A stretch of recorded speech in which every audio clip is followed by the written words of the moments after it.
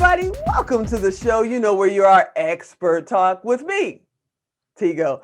I want to thank you for coming back to the show. You know what I love to do? I love bringing experts, but I love bringing experts that have real message, that are blazing trails, and bring you information that can help you, your business, your family, and your life. And we're going to touch all those points today. We've got Ben Rayo coming to the show. So if you're like me and you're over the age of 50, because you guys all know I'm 57, or if you have someone in your family that is, you're in the right place today. You want to be on this show today. So sit right there. We'll be right back.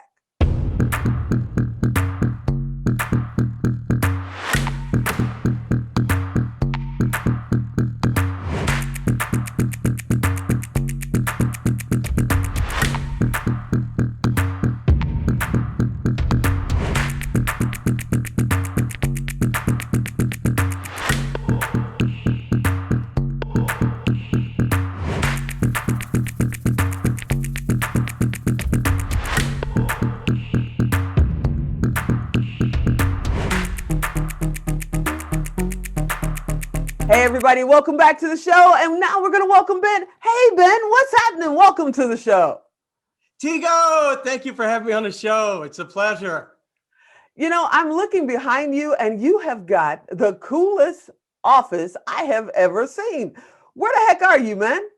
So I am in my office in Lee Summit, which is a suburb of Kansas City. And this is an old post office that I bought a few years ago and converted it into a entrepreneurial and business incubator and shared workspace. So this used to be the postmaster's office. Wow. Now, see, I didn't even know you could buy a government building, but I guess a building is a building when they put it up for sale, huh? Yeah. It sat empty for several years in my downtown business district. And I wanted to work on a project that was really impactful for our community to try to create more jobs and encouragement for small businesses and entrepreneurs and give them resources. So we have events and meeting rooms. The company's called Bridge Space. The cool part was going through when we tore it all apart and put it back together and create all the offices, we brought in a bunch of artists. And so the entire building is filled with all kinds of amazing artwork. Wow, that's really neat. And I heard you say incubator space. So you're helping small businesses. That's, we're all looking for a home. That's fantastic. What made you decide to do something like that? I've been a longtime entrepreneur. I've been in the technology space. I've been in the real estate investment, fix and flip properties. I had built a national business out and sold it at the end of 2017. And this building sat empty for years. And there were a lot of different people within our city that were trying to do something with it related to entrepreneurship. And like any entrepreneur, I said, oh, I guess I just got to go fix the problem myself. So I'd done a bunch of different rehabs and single families. And I'm like, how hard could it be to do a commercial building? Well, oh my gosh, it was so different. I learned so much. I was way over budget, but we got it open. In 2019, we had about 10,000 people through the building. And 30 offices and event spaces, and we donate a lot of space to philanthropies and business coaching and mastermind groups and just all kinds of different resources to help our local community, trying to cycle those dollars in our own community versus having people leave and go somewhere else. And of course, when you decided to do this, you didn't know this beast called COVID was coming the very next year to have to deal with that. How have you guys been adjusting? Are you doing okay? What's going on with that? So we opened in late 18, 19 was going really well for us. 2020, I felt like we really turned the corner, and then March happened in 2020. And when you can't have events and you can't have meetings, that was a big chunk of our business and what we do, and all the social events that we have here. We also rent the space to friends and family and different people having different events here. It actually really hurt the business quite a bit. We're surviving, thank goodness for the SBA putting together the PPP rounds of money. We took advantage of those. I don't have a big staff here that run this business. I have a full-time person and a couple of part-time people that run that business for me. Well, I know that fired off a lot of questions, but we've got a humongous project we need to talk about. But I do want to ask you, if somebody is out there that needs space, are you guys open to people renting space from you now, or you guys on shutdown right now? We never closed. We just couldn't do the events in the meeting rooms. So we had, maybe 4 or 5 people move out because they weren't really coming in and using it. We had a few move in, and I'm encouraged to see what's happened over the last 60 days with some stuff getting booked and people coming in and more offices getting filled. So I think we're going to come out of this thing on the other side really good, as the commercial real estate industry is probably going to see a little bit of a hit because of big companies are going to be like, oh, we can work remotely. We can cut Right. expenses. We can cut Right. travel, overhead. And so I think what's going to happen is more people are going to work from home. Everybody knows how to use Zoom now. So, that's amazing. And I think you're going to see some hybrid of corporate and people working from home, and people work from home need some community. You got dogs, kids, family, other distractions. They need to get out of the house. They want to be around other like-minded people. So I'm really encouraged where I think we'll be, by the end of the year with the vaccinations the way they are and everything else. I want to thank you. You gave me a sneak peek virtually. You let me look around a little bit. And that is one extremely cool space. If you're in his area, and, we're going to drop on the bottom thirds later on, how you can actually check it out. This is one cool space. Now, you mentioned, that you've done some other real estate here or there. You were basically residential, but you've been in real estate for a while now, right? Yeah, I've been investing in real estate for 15 years. And Wow. so it's actually my entire life as an entrepreneur and a serial entrepreneur has been one thing led to the next. And I was investing in real estate. I had a partner. We were fixing and flipping, spending, hundreds of thousands of dollars on materials. And I said, I wonder if I could go get all the real estate investors across the United States organized in one buying group, and then we would go get special pricing from different large companies to give our group special pricing. And I actually did that. And I built a company called Community Buying Group. And that was the company I Wow. sold at the end of 17 to Think Realty. And then I was like, okay, I'm gonna work on this project here in my community. And it took 2 years to get the building done. And it's really led to me where I am today. Uh, in that, I had a small company come through the building that was in the senior living space, and they were growing, and so they moved here because they needed more offices and kept growing. And I got to know them; they got to know me, and they actually hired me as a business consultant and coach.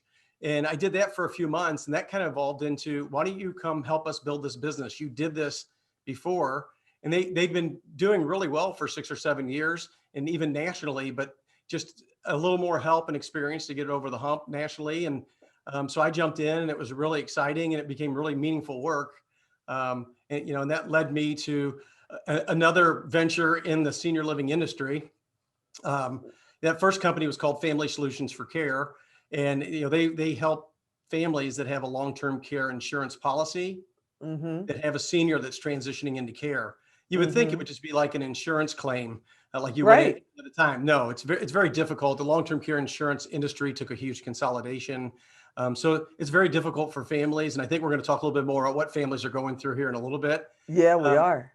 and then Mom's House is another national company that helps families that have a senior transitioning into care that have a home that they need to sell.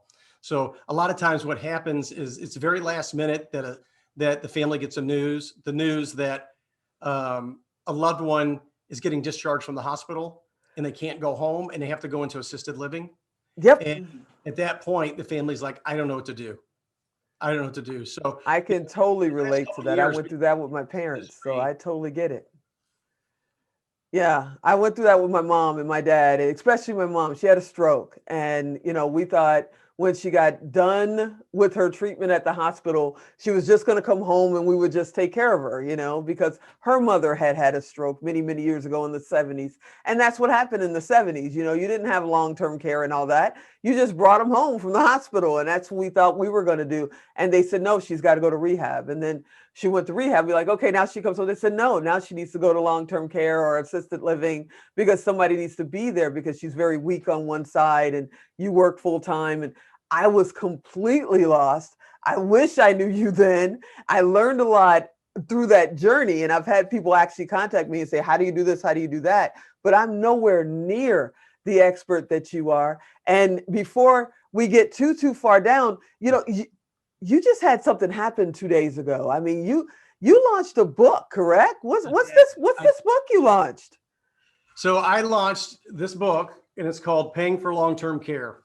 And it was really a passion project for me. I've been working on it for the last 9 to 12 months. I didn't realize when my stepfather passed away 6, 7 years ago what I was going through at the time, because I was in the point that he got sick and we said, we're going to get home health care, which means somebody comes into the home and helps. Then he got sicker and he was kind of a big man. So then we had to get a home healthcare person that was a big person to help him transfer out of the bed to be able to get up to go to the restroom and move around. And then we realized this isn't going to work. So now we have to go find a assisted living community.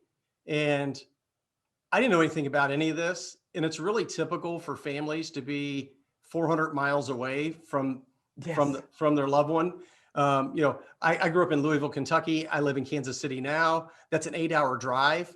I had no family except for my half sister who lived outside of Louisville. And it's pretty typical, Tigo, that like there's always like one family member that's left behind, and then they become the responsible kid. They have to carry the burden. Stress falls on their shoulder just because of proximity. And so I had no idea what assisted living was. I didn't know anything about home health care. I didn't know anything about anything. And what I've realized over the last 2 years, seeing so many families go through this and helping families through that journey, I'm like, it's kind of like buying a post office. I'm going to go out and solve this problem. Right? He said, it's kind of like buying a post office. Why not? I'll write a book that's going to come from, not from a clinical perspective, but from a perspective that's not too deep in the weeds and too technical, but something to try to get families from not knowing anything to at least having some framework that they can work through to make this less stressful. Less stressful. And you also, by reading your book, and I told you, I thank you so much for sending us a pre little peek into your book. We actually dug into it. And I truly believe it's the holy grail of understanding, what you're about to go through as a family member who's supporting, or someone who is over the age of 50. And, I'm 57. I don't want to think about long-term care. I don't want to think about what could happen in 10, 20, 30, hopefully 50 years down the road, but in reality, you need to be prepared. You need to have that kind of education around you and a resource guide. And your book has definitely, cracked that open and broken it down in an English, in a language that a regular person can understand. You don't have to be medical. You don't have to be a part of Medicaid to read your book and know some knowledge. So when they sit down with a long-term care facility, or they sit down with their social worker or Medicaid worker or whoever, they're not feeling like they're just being like fire hosed with all this information and have no idea what the heck they're talking about. They can actually ask the questions because they've read it in bits. Well, Ben said, and what does this mean? And I can see people all over the country, actually doing that because now they have a resource that they can go to. And I really, really want to get into it, but got to get a sponsors a minute. So we're going to take a quick break. And when we come back, we're really going to get into this book and talk about everything at a 50,000 foot view, because we'd be talking for the next 5 days. We talked about everything that you need to know in this time in your life. But let's sit right here. We'll be right back. Hey, I have a quick question for you. Do you want a professional agency to handle all your video creation, syndication, and monetization needs? We totally understand that new leads and customers are the lifeblood for any business. And if you're looking to grow or scale your business, using video is definitely the best way to go. Here at Melrose 11, we specialize in getting you the results you need to help you grow your business by generating new leads, driving more traffic, and closing more sales without breaking your bank. Did you know, according to HubSpot, having a well-targeted video on your landing page can increase conversions by up to 80%? Yeah, and up to 64% of users are more likely to buy a product online after watching video than by text alone. And that 92% of mobile users share videos with others.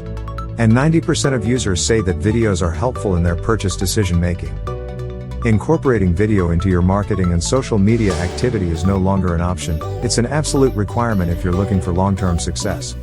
Heck, it may even be essential for the very survival of a business. Here at Melrose 11, media truly is our passion. We create animated explainer videos, social teasers, catchy intros, full HD commercials, and even viewer interactive videos. So, if you're looking to elevate your brand, or attract more leads, generate more sales, increase traffic, or build up more exposure for your business, then you've definitely come to the right place.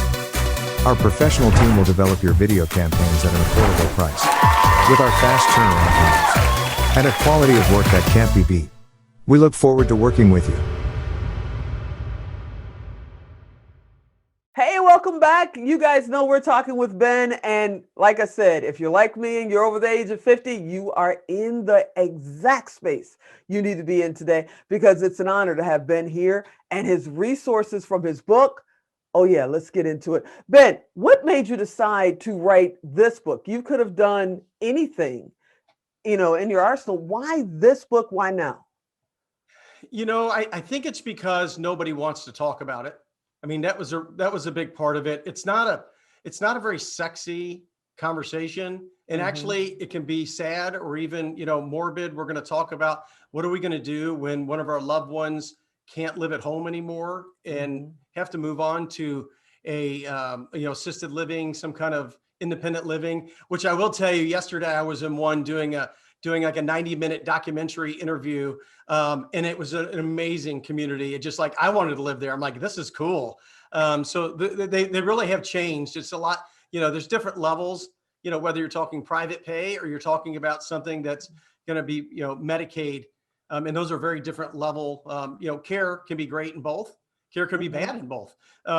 So it's not necessarily about the money, but it's just, I'm encouraged. It's not your, it's not your grandma's nursing home anymore. We don't say nursing home anymore. We don't call that, it's skilled nursing, but it's not what people think it is. It's, some of them are beautiful.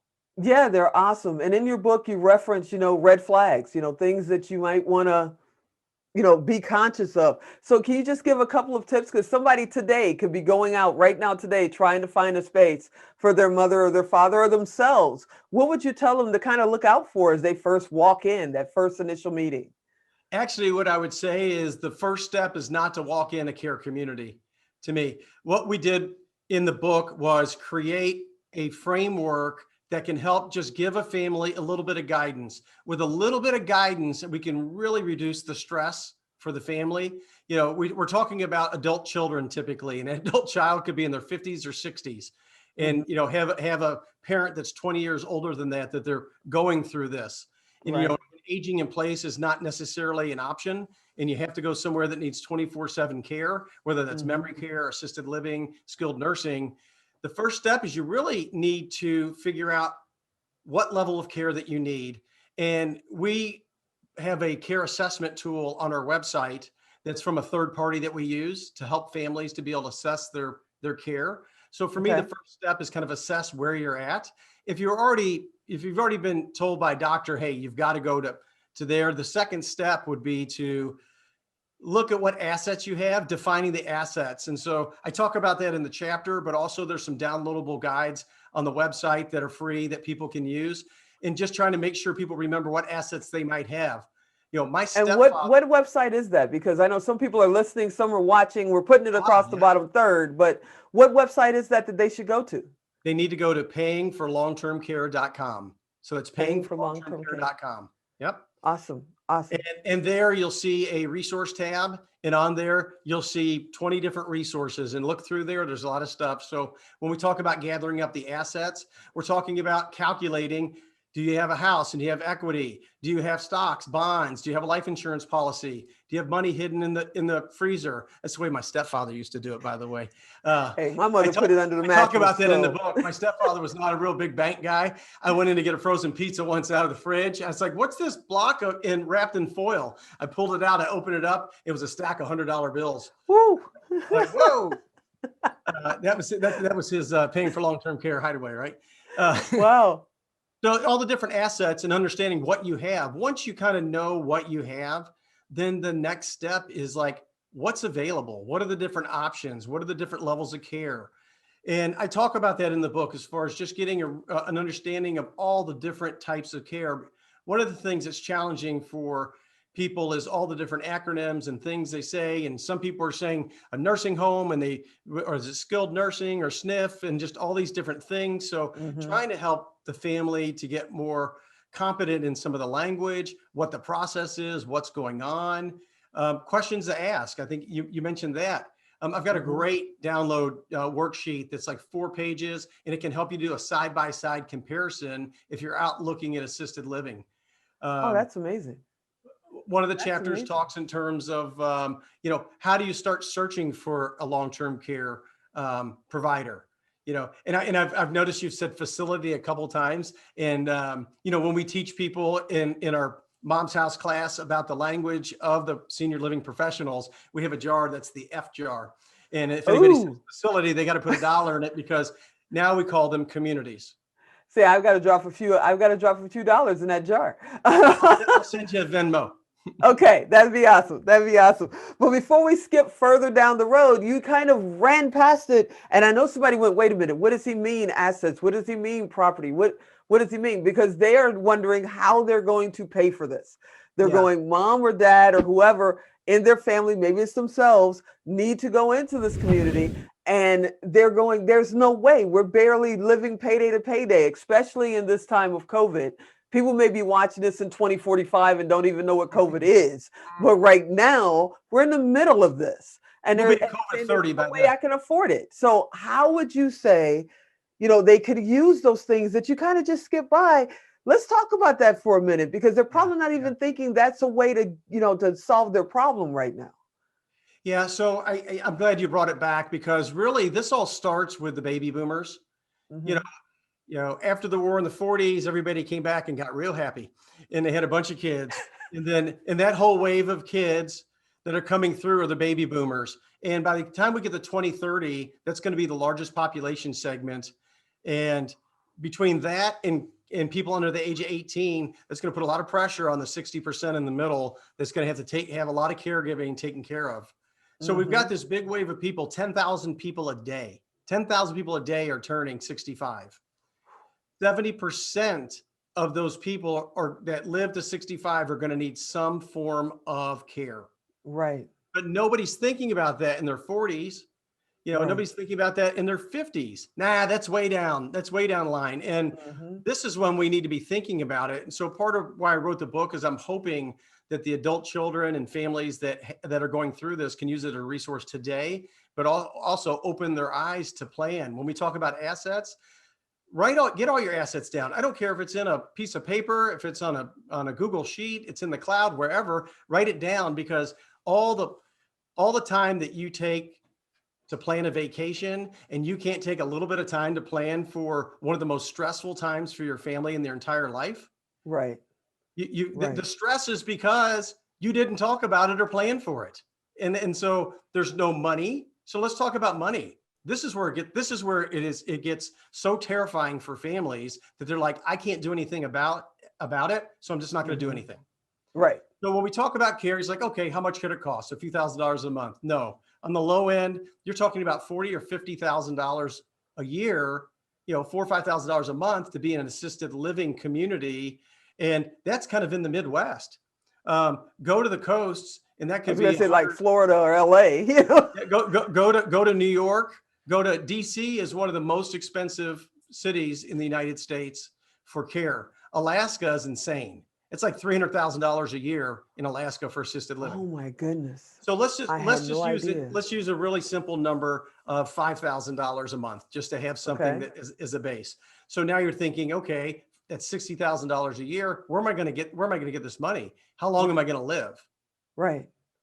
Could be 18 months, could be 30 months. The thing that's kind of I don't know, sad, maybe morbid a little bit, but it's just a stat. I didn't make it up. Is that when a senior moves into assisted living, their average lifetime is going to be somewhere between 18 and 36 months. Yeah. They're at that point, and that's kind of just an average, right? So you don't need to have, oh my gosh, I got to have $60,000 for 15 years. And all of a sudden, where am I going to get $1 million? You need to be thinking of, if you're that far ahead in the life cycle of someone that needs 24-hour care, then you're looking at trying to make sure you have a couple $100,000. Okay. So, it's not as it's not as depressing as it might seem to say, where am I going to get all this money? But you just mentioned it. A lot of people are living paycheck to paycheck. What happens when we've got to move, we move mom into a senior living community? There's a lot of other moving pieces. We have a house we need to get rid of. It's filled with stuff. It's filled with memories. The kids live on opposite sides of the United States. What are we going to do with all that? That seems like a simple process, but that's another one of those stressors.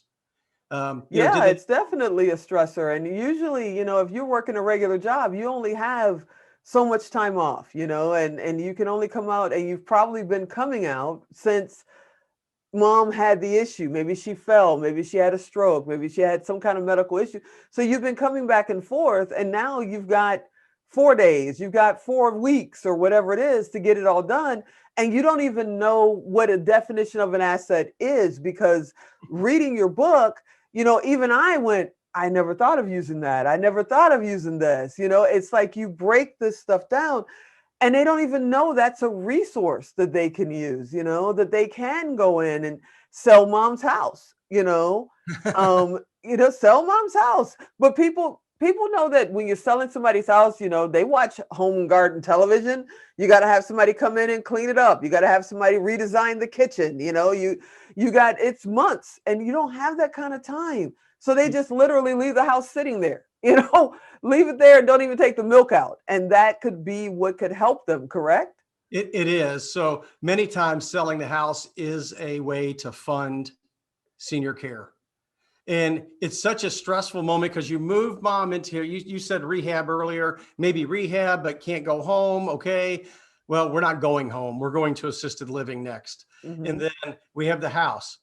In that film that we did yesterday at that assisted living community, I met the sweetest lady, Victoria, and she was 95 years old. I thought she was about 80. Wow. She was so sweet, so spry. She was beautifully dressed. And she looked at me and I said hi, and she said hi. And I said, do you live here? And we had started this conversation. She got really, really engaged. She got really engaged when I told her I thought she was, closer to 80 years old. Yeah. You're over there flirting. Look at you. Well, the interesting point was she said, I've been here for 3 years. I was like, oh. And then she said, yeah, I still have my house. I said, so this is home for you. Because she grew up in Overland Park, which is a suburb of Kansas City, and that's where she lived. And this was in Overland Park. And she said, I live here. This is my home, but I still have my home. I'm like, I thought you said you lived here 3. Yeah, we haven't sold it or done anything with it. It's got so much stuff in it, and it's filled to the top, and I don't know what to do with it all. And my kids in Denver, and my other kids over in Virginia Beach, and she's just describing what we hear all the time. Wow. Another thing that I want to make sure that we get in and talk about, because this gets overlooked so much for families. They don't know there's resources out there available just because they don't know enough to know. Right. We have these amazing veterans that have gone to war and active war with us. And, there are VA veterans benefits out there, aid and attendance, that if a person doesn't have a lot of money and they don't have a lot of assets, they can qualify for money from the VA to help them to pay for care. Wow. And I'm a veteran and didn't know that. I didn't know that. Medicaid, people get mixed up. I have Medicare. That's more healthcare and more, when you turn over 65. Medicaid's more about the long-term care. If you're basically poor, if you don't have any money, you have to spend your money to even qualify. Right. Then Medicaid is there to help. That's not a lot. That might be a few $1,000s a month. So when we talked about how much care costs earlier, look at the gaps, right? And so you have places that are a little more institutional, not as fancy, less chandeliers, that take Medicaid, and that can be a way to help. Wow. The thing that people can do as asset protection is having a long-term care insurance policy. And so if you don't get that when you're in your 50s, it starts to become pretty expensive. But that's a policy that you can buy that actually, it's like life insurance. When you die, you get a benefit. Well, with this, if you move into assisted living and you qualify, then that policy will pay for those expenses. And you might say, I want a policy that's going to pay up to $250,000. And today in your 50s, you're paying $1,000 a year for it. right? Wow. That's a way to protect your assets and having that long-term care policy.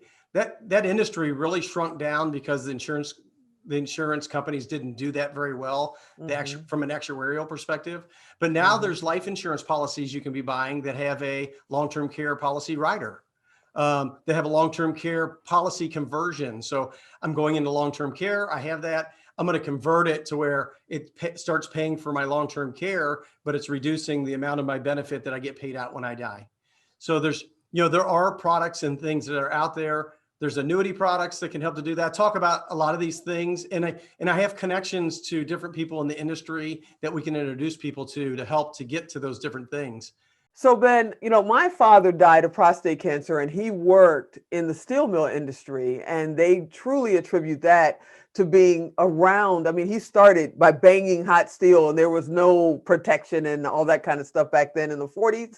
And Wow. you actually have a chapter in your book that talks about seniors that have cancer, there's resources out there, correct? We do. We have a chapter in the book that addresses resources that are available for people that have been diagnosed with cancer.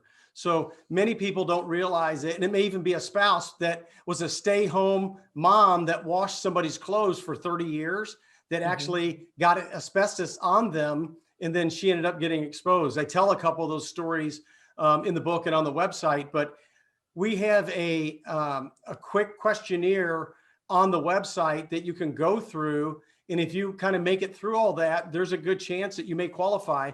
There's this $30 billion of trust funds available from companies that made products with asbestos in them. And because it could take 20, 30, 40 years till it manifests itself, a lot of people don't realize that there's money available. Or people see the commercials, I don't want to go to court. You don't have to go to court. We put together a connection with a huge network of attorneys that specialize in that we can just introduce you, and maybe you're going to qualify and get some additional money that can help you to pay for care. So although it's a little bit strange to talk about the cancer and resources that are available there are resources available. And it's just like the VA benefits that we talked about. People don't realize or don't know what they don't know. And so that's another great resource on the website. We could talk all day because this is a passion of mine and I want to help as many people as I possibly can, because I was lost when my parents were going through this. But before I let you get out of here, because I know you got a super busy day, I definitely know all the information that we're talking about. You touch on this in the book, so they need to go get that book. I want to make sure they know how to get the book. But before we even talk about that, we got to go back for a minute to Mom's house. We didn't talk about that, this idea of being able to sell Mom's house without the stress. You've actually fixed that, where they can do that. Can we talk about what Mom's house is all about? Yeah, that was one of the other companies that we started to help solve that problem. So momshouse.com is a company that we have two parts of our business. One is the family facing part of the business, and one is the real estate investor. So being a real estate investor for 15 years, we were used to buying houses that were kind of in the shape that they're in, meaning they're outdated. They haven't been maintained. If you think about mom's been living in the house for some number of years, doing the best she can, but not keeping up on some of the maintenance. The adult children don't live close. The house is filled with stuff. The basement's filled with stuff. The stuff is almost as stressful as the house. Because both, you got to do something with it, and two, that's a lot of memories. So we teach real estate investors all over the country how to plug into the senior living industry in their local markets. Wow. And the reason we do that is because if you go through our 3-day training, you really come out of that as being senior level specialists that you can go talk to the people in your local market that are in the senior living industry. And by doing that, they'll realize that you're a valuable resource, and they will refer families to you that have a house that they need to sell. Yeah, and you're speaking their language. You're not, speaking real estate language, and they don't really know. And especially if they're stressed out, they can't even hear you. All they want to know is, can you help?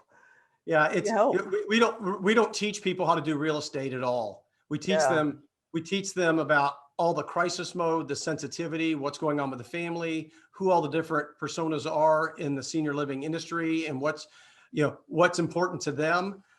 Vernacular, what to say, what not to say, where to approach them, where not to approach them, all the reasons why the family doesn't want to rehab the house. That's what we teach. And then on the other side of our business, we actually work nationally and regionally with companies that refer families to us, that then we know that we can take those families and give and push them out to our network to a certified investor that's been through our training. So we know the family's going to get taken care of right. And then that investor gets that referral for that family and works with them. Because here's what an investor can do. Everybody's brainwashed that thinks that the MLS is the end all be all, and it's not in this situation most of the time. Okay. This is crisis mode. I live 400 miles away. I need to do something tomorrow. I need to move my mom into assisted living and her house is filled with stuff. I don't want to clean it out. You think it's so funny to hear a family say, we'll just all meet there and we'll clean it out and paint it this weekend.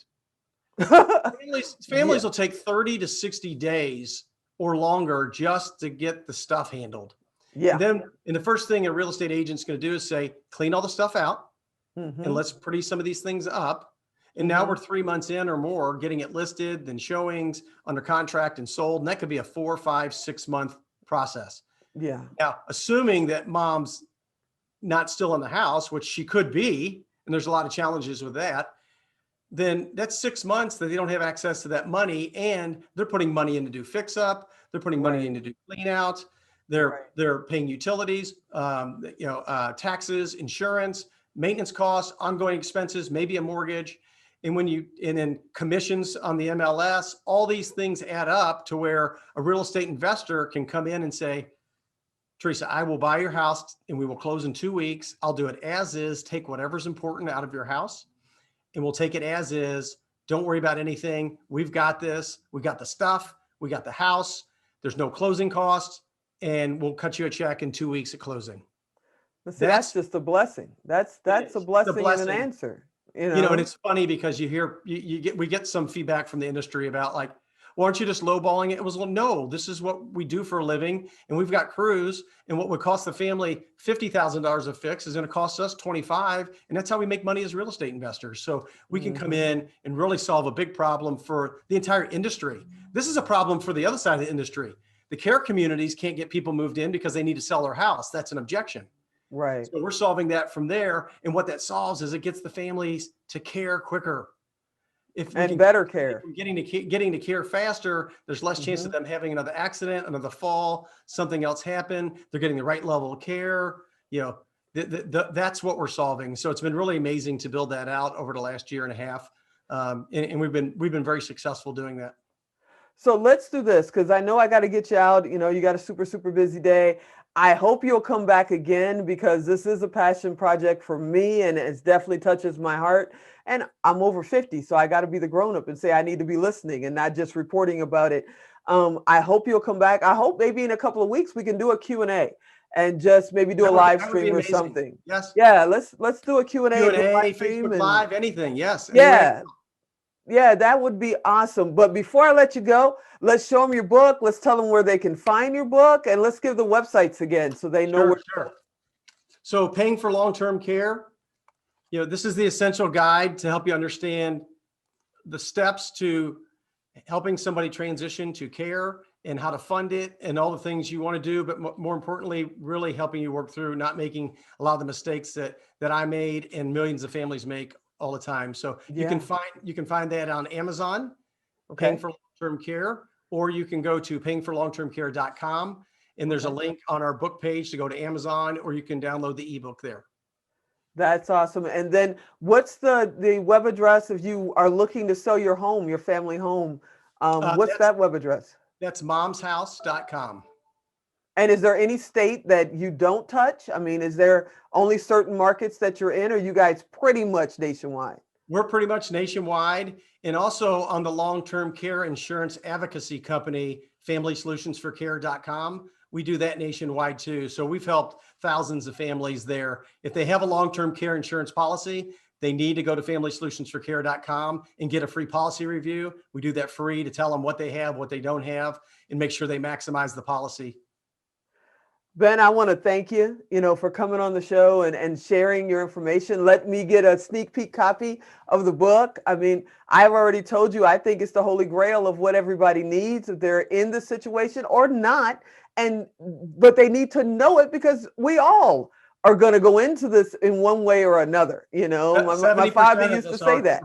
Yeah, my father used to say, you're born, you die, you pay taxes in between. We all have to go through this at some point. So you are definitely shining a bright spotlight on ways for people to not be so stressed out, because I think that also shortens people's family member, their loved one's lifespan, because they're watching you stress, trying to take care of them, and they're just feeling like they're in the way, and they're not. That's not what this is about.